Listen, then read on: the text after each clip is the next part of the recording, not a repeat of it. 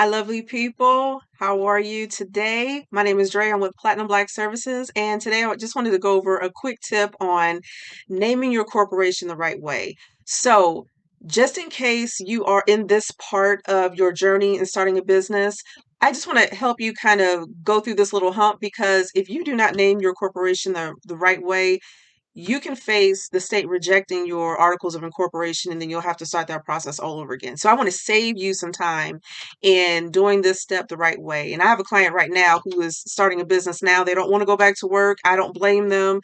We've had a year home, working from home during COVID. And, the new norm is starting to set in where a lot of people just want to work for themselves. They don't want to go back to an office and work for an employee and punch a clock in. Who can blame them? I'm one of them. So let's jump right into it.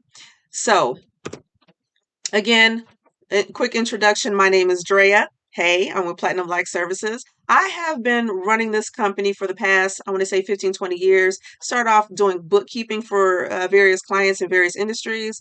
And then I wanted to kind of help out people on a more larger scale in starting a business. That's my passion. That's what I like to do, including I've owned a couple of other businesses in the past.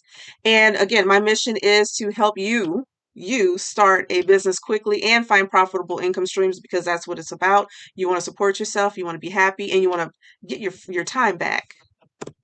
All right.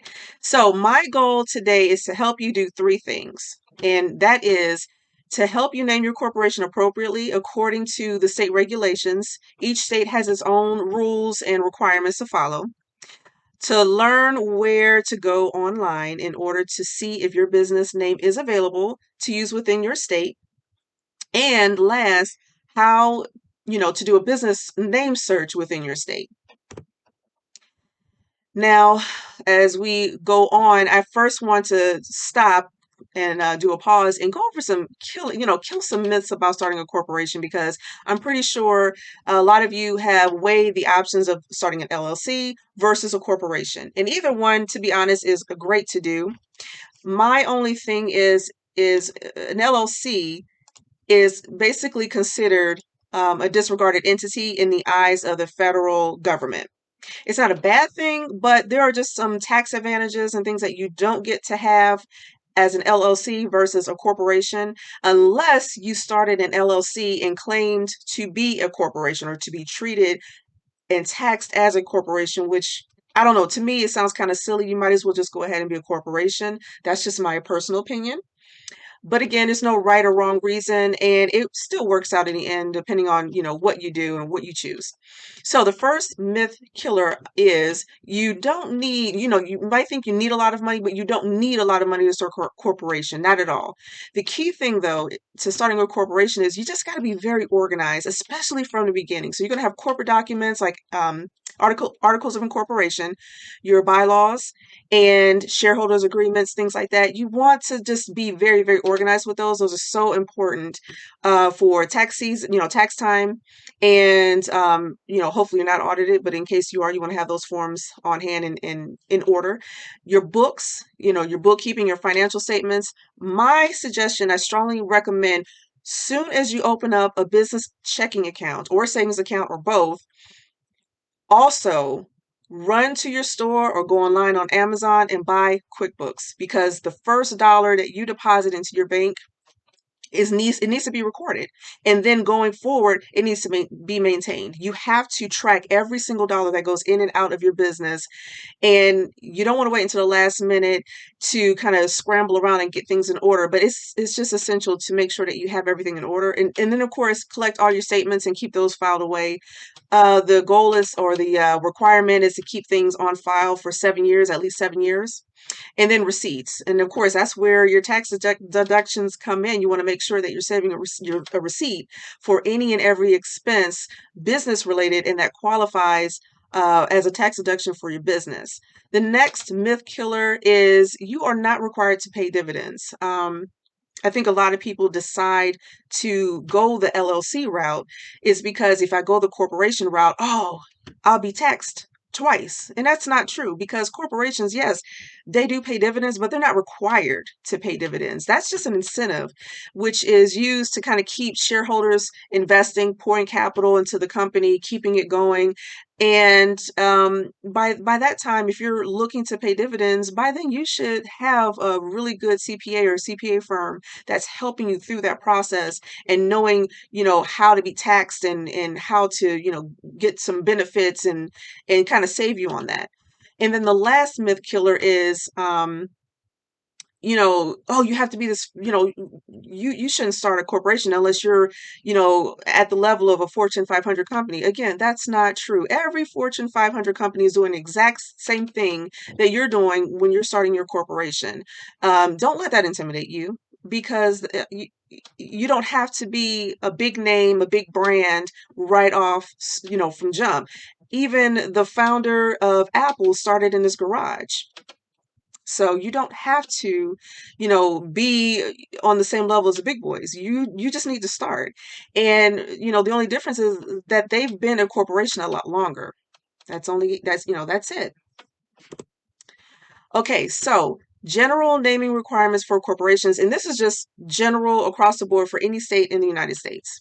And that is you cannot use words that may mislead the public into thinking that the company that you're forming is formed other than for the purpose or the purpose listed or stated on your articles of incorporation. And there's about 4 rules to go over that goes into more detail about that. But just in general, you cannot start a business and list on your articles of incorporation that, hey, my business is like a professional commercial cleaning services. And then the next day you want to start a restaurant and use the same name. Nope, that's not going to fly. That's not going to work.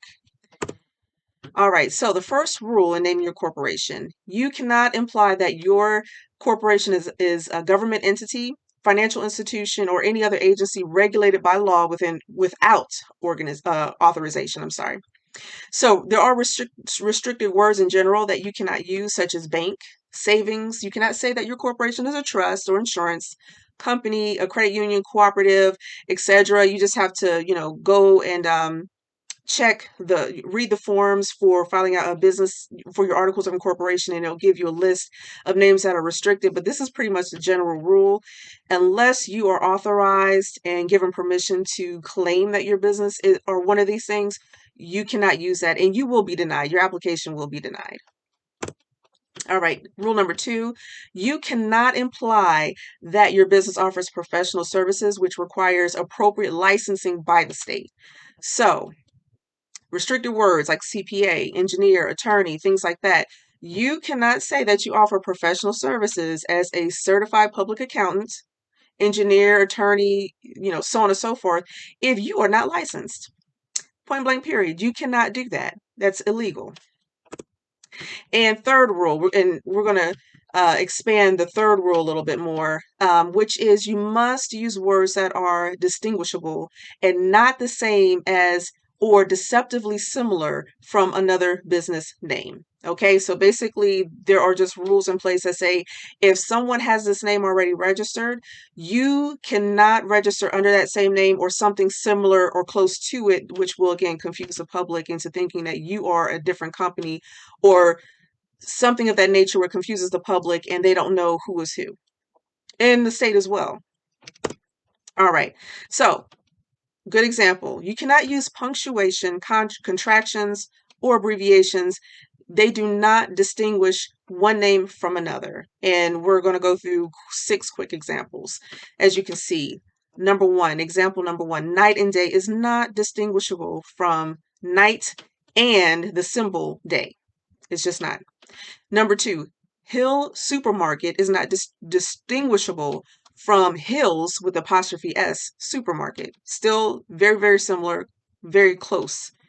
Number 3, play, kind of like an abbreviation, P.L.A.Y. Inc. is not distinguishable from just saying the word play, Inc. Number 4, barnstormers is not distinguishable, from barnstormers with barn-stormers. Same thing. The state will not approve that name for you. Number 5, do not stop ink is not distinguishable from don't stop ink. Again, we're using that contraction from do not to don't. They're not going to accept it. It looks too similar. And last, Mr. Coffee, where you're spelling Mr. Mister LLC, it's not distinguishable from Mr. if you use the abbreviation or the prefix Mr. Mr. Period coffee. Again, it's too similar. They're not going to allow that and let you form a corporation under that name. Okay, another example is the use of an article such as the, a, or an, or such as and, but, or does not distinguish the name from another, nor does changing the entity's designation. So the first one, the first example, the big company, is not distinguishable if you want to use a big company. See, you cannot interchange the with a. It's not acceptable. And then as far as the entity's designation, and we'll go into that a little bit more, where it says Barnstormers LTD, which is an abbreviation for limited, is not distinguishable from the Barnstormers company, or CO dot, which is an abbreviation for company. They will not allow you to register under that.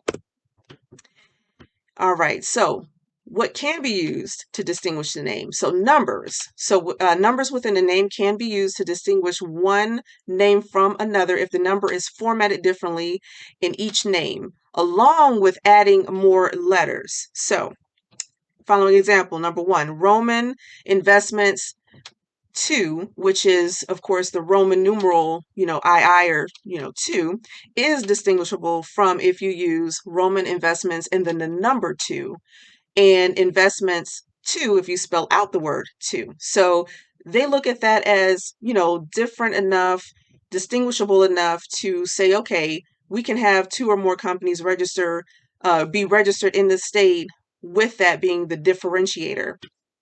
And then number 2, a plumbing is distinguishable between AA plumbing. So you just add another letter.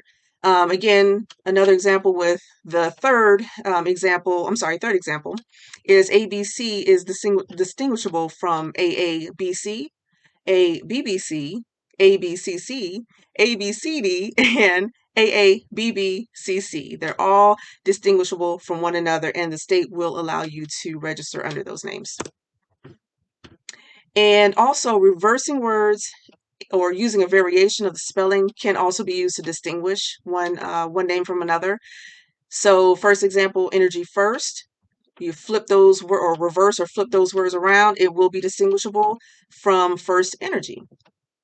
And then if you kind of do a variation of spelling again, quickie, Quickie, Mart, is distinguishable from a different way of spelling quickie. So you just remove the QU and you add QWIKEE Mart, Quickie Mart, or another way of spelling Quickie Mart, and that is acceptable.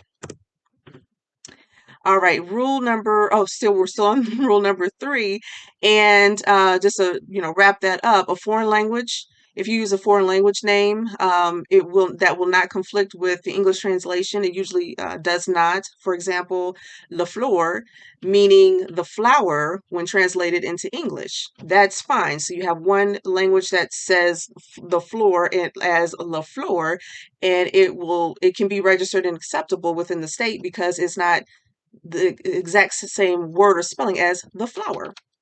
And then just bottom line, at the end of the day, unacceptable words across all states will not be accepted and allow you to register your company. So if any name contains profanity or words or phrases that are generally considered a slur against an ethnic group, religion, gender, or hereditary, it is considered unacceptable right out the gate.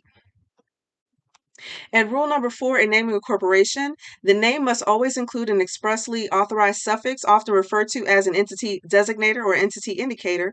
The state of Minnesota, if you are looking to form a corporation there, you can use one of the long suffix or abbreviations listed below, such as corporated, incorporated, limited, or for short, Corp, Inc., or Ltd. Now on to the good stuff, and we're going to switch over to another screen in a few seconds and go to a website to search for business name availability. So we'll go to the Minnesota Secretary of State's website, and I'll show you how to do a business name search to see if the name is available or not. All right, so here's the fun part. I went online and pulled up e-secretaryofstate.com. This is a great site and reference to use when you want to search by state, the exact link to go to the Secretary of State, as well as finding forms to file your articles of incorporation. And then what we're going to do here is do an entity search to see if the business name that you choose is available. So we're going to scroll down and find the link for Minnesota. Here we go. And for Minnesota, we're going to click on the link Entity Search. Okay. Now next, under Business and Search, we're going to click on the link Business Name and File or File Number. And in the drop-down box or in the field, we're going to enter Bob Ann. And what's interesting is, as I was doing this example for every state, it seems like every state has a company name with the word or the name Bob in it. So this is a great example to use. Now down here, you can play around with the different options. I just want to choose contains, meaning I want to search any business that's registered within the state of Minnesota that has the words Bob Ann, again, because we're looking to see if there are any business names that are similar or almost exactly the name that you want to use and register for the state and establish your business. All right, everything else we'll just leave as is and click the search button.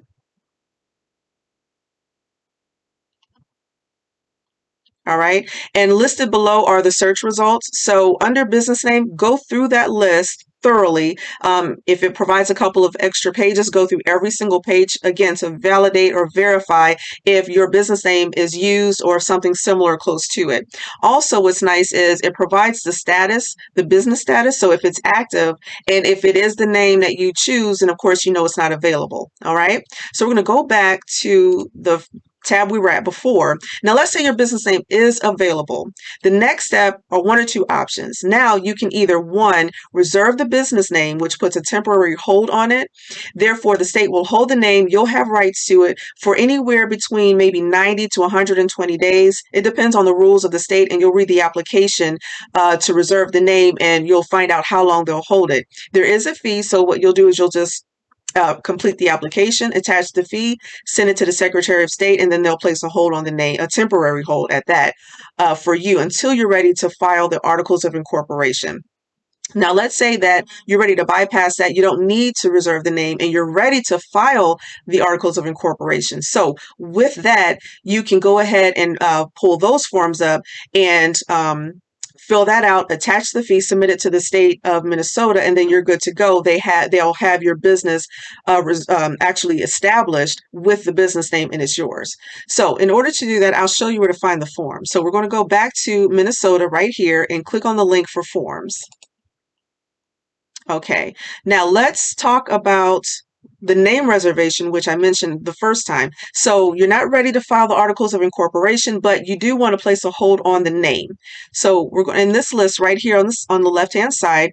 At the bottom, click on name reservation, and you'll see the PDF file right here. That's the application you are going to print off, fill out, attach the required fee. Oh, and as you can see, they'll hold the name for 12 months. So that's a lot longer than what I said.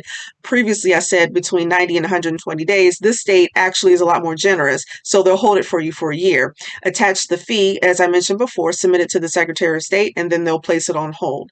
Now, the other option is, of course, to file the articles of incorporation. And there's two different types of corporations that you can file, and I'll break that down for you. So you can either be a domestic corporation or a foreign corporation. And there's a difference. So a domestic corporation means that you have residency or primary address or location for the business within the state of Minnesota. Therefore, you're considered a domestic corporation. For a foreign corporation, that means that you probably established a corporation somewhere else in a different state, like California, New York, or Georgia, but now you want to establish a presence or location within the state of Minnesota. So therefore, you're going to fill out the foreign corporation application in order to be able to transact business within that state. So first, let's look for the domestic corporation application. All right, so back to the side over here, and we're going to select Minnesota Business Corporate Forms. All right, scroll down, and this is the file or the application that you want to select and complete, and it's called the Articles of Incorporation for a Minnesota Business Corporation. Print it off, attach the fee that's required, send it to the Secretary of State. They will register your business, and then you're good to go. Now, back to the foreign corporation, if that is where you fall in line, you want to select on the left-hand side again within this list is foreign corporation, nonprofit, or cooperative forms. So all those forms for a foreign corporation are kind of put together in this list, and then scroll down, and the file you want to select is Certificate of Authority to Transact Business in Minnesota. Again, print that file, complete the application, submit the fee, send it to the Secretary of State of Minnesota. They'll register you, and then you'll be good to go. All right, guys, I want to thank you for your time. I'm glad that I was able to help you. So by the end of this video, you should now know the requirements of naming your corporation by state. You should also know where to find the website, the Secretary of website for your state in order to do a business name search, and also how to do the name search. And the next step would be to also either reserve the name or to go ahead and file the Articles of Incorporation. In closing, I just want to suggest, checking out my website. If you go to platinumblackservices.com, I greatly appreciate it. I have some more tools and tips to provide for you. If you scroll down, I have some free stuff. Check out the free stuff. Items such as 7 things you need to maintain your corporate veil protection is a free webinar. Another free webinar, 9 legal corporate documents every corporation must have on hand. Also, a quick and dirty guide to corporation filing requirements is a free ebook. And last, a fill-in-the-blank business plan guide. If you don't have a business plan already, it's good to go ahead and grab that as you're forming your corporation with the state, filing the forms and getting established. All of this is free. Now, next, I also want to let you know that I have 2 kits that are all-inclusive, and it will help you meet specific goals in your journey as you're establishing your corporation within the state that you choose. And the first one is the Quick Business Kickoff, the Incorporator Starter Kit. And it's just a couple of files for $10. You get some really good checklists and files and forms to fill out that will help you cross all your T's and dot all your I's in the beginning stages of forming your corporation. If you need more information, more in-depth starter kit that also provides your articles of incorporation, your corporate bylaws, shareholders agreements, shareholder certificate, dissolution forms. I have a really great comprehensive package. It's professional. The forms are in Word and PDF, so you can immediately download them, customize them, add your logo, and use them as needed and fill in the information that is customized to your situation. Down here, it's the Corporate Formation Starter Kit for the state of, and you just select whatever state that you're in. Right now, I have a special offer. It's if you use the code START NOW, you'll get $60 off. Currently, a kit is $99. You receive over 150 forms. Again, they're all downloadable and easy and quick to use. But right now, with $60 off, I'm giving you a discount of $39. And you can get started right away. So I hope you enjoyed this video. I hope that you've learned what you needed to learn or what needed to know in order to do a business name search for your corporation, and also how to reserve the name or to go ahead and file the articles of incorporation, depending on if you are a domestic corporation or foreign corporation. Thanks again for watching, and I'll talk to you soon.